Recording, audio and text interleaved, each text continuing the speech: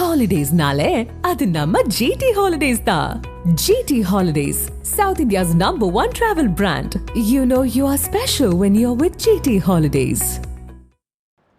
திருவாரூர் மாவட்டத்தில் 3 இடங்களில் ONGC நிறுவனம் ஷெல் கேஸ் கிணறு மறைமுகமாக அமைத்ததை கண்டித்து தமிழ்நாடு விவசாயிகள் சங்கம் சார்பில் 100க்கும் மேற்பட்டோர் ONGC நிறுவனம் முன்பு ஆர்ப்பாட்டத்தில் ஈடுபட்டனர்.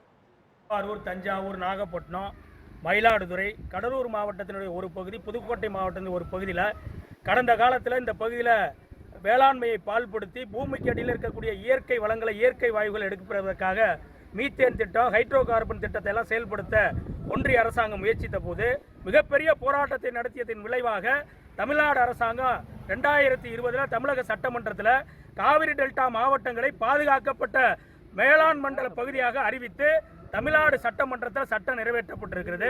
இந்த பாதுகாக்கப்பட்ட வேளாண் மண்டலத்தில் புதிய எண்ணெய் கிணறுகளை தோண்டுவதற்கோ, ஹைட்ரோ கார்பன் திட்டத்தை செயல்படுத்துவதற்கோ, மீத்தேன் திட்டத்தை செயல்படுத்துவதற்கோ அல்லது சேல்கேட்ஸ் திட்டத்தை பயன்படுத்துவதற்கோ எந்த அனுமதியும் பண்ண முடியாது.